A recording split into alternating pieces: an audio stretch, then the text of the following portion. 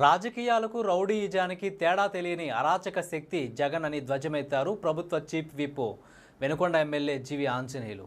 ప్రజలు ఏ హింస, దౌర్జన్యం, దాష్టికాలను వద్దు అని తిరస్కరించారో వాటినే మళ్ళీ వారిపై రుద్దాలని చూస్తున్న అతడి కుయుక్తులు పనిచేసే ప్రసక్తే లేదన్నారు. అలాంటి వ్యక్తి అసలు రాజకీయాలకి అనర్హుడని ప్రజలు పూర్తిగా తిరస్కరించే రోజులు త్వరలోనే ఉన్నాయని హెచ్చరించారు. గురువారం వెనుకొండ 17వ వార్డు పరిధిలో జరిగిన సుపరిపాలనలో తొలి అడుగు కార్యక్రమంలో ప్రభుత్వ చీఫ్ విప్ జీవి ఆంజనేయులు పాల్గొన్నారు. అధికారులు, నాయకులతో కలిసి ఇంటింటా తిరిగారు.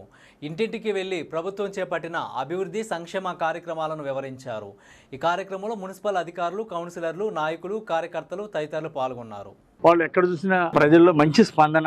ఎన్డీఏ పాలన రావడం మా అదృష్టం అని చెప్తున్నారు ప్రజలు. అలాగే గతంలో 5 ఏళ్లు గత పాలనలో, వైసీపీ పాలనలో వేసారిపోయాము.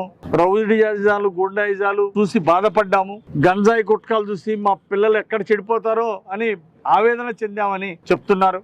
ఈ రోజు ఎన్డీఏ పాలన రావడం మాకెంతో ఆనందాన్ని ఇచ్చిందని చెప్తున్నారు. 3000 పెన్షన్ 4000 అయినందుకు, విభిన్న ప్రతిభావంతులది 3000 పెన్షన్ 6000 అయినందుకు మాకు చాలా సంతోషంగా ఉందని ప్రజలు చెప్తున్నారు. మాకు చాలా ఆనందంగా ఉంది. వాళ్ళ సంతోషాన్ని చూస్తే, వాళ్ళ ఆనందాన్ని చూస్తే, ఈ సుపరిపాలన ఒక్క సంవత్సరంలో ఇన్ని అద్భుతాలు ఎలా చేశారు చంద్రబాబు గారు అని ఈరోజు ప్రజలు ఆశ్చర్యపోతున్నారు. 10 లక్షల కోట్ల అప్పులు గత ముఖ్యమంత్రి, గత పాలకులు రాష్ట్ర ప్రజల మీద వేసినటువంటి భారం 10 లక్షల కోట్ల అప్పులు.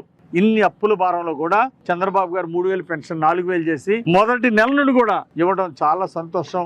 మొదటి నెలలోనే ఒక్కొక్కరికి 7000 రూపాయలు ఇచ్చారు. గత ఏప్రిల్ మాసంతో 1000 కూడా కలిపి అని చెప్పేసి సంతోషపడ్డారు. గ్యాస్ సిలిండర్లు అందుతున్నాయని చెప్తే మాకు ఆనందం వేసింది. ఈ రోజు గంజాయి గుట్కాలు ఎక్కడ అమ్మటల్లా, అమ్మాలంటే భయం, అలవాటు ఉన్న వాళ్ళు వాడాలంటే భయం. ఆ విధంగా వచ్చిందంటే కారణం, సంవత్సరం క్రితం గంజాయి గుట్కాలు ఎక్కడ చూసినా దొరికినాయి. ఈ రోజు ఎక్కడ అమ్మాలన్నా భయపడుతున్నారు, వాడాలనుకునే వాళ్ళు, ఉపయోగించే వాళ్ళు భయపడుతున్నారు. కారణం ఈ రోజు ఎన్డీఏ ప్రభుత్వం అందించినటువంటి సుపరిపాలన. సుపరిపాలనలో తొలడుగంటే 10 లక్షల కోట్ల అప్పుల్లో కూడా ఇచ్చిన 6 హామీలు, సూపర్ 6 హామీల్లో 5 అమలు చేయటం అంటే, జూలై మాసం ఎండింగ్ కల్లా 5 హామీలు అమలు చేయటం అంటే ఇది గొప్ప చరిత్ర.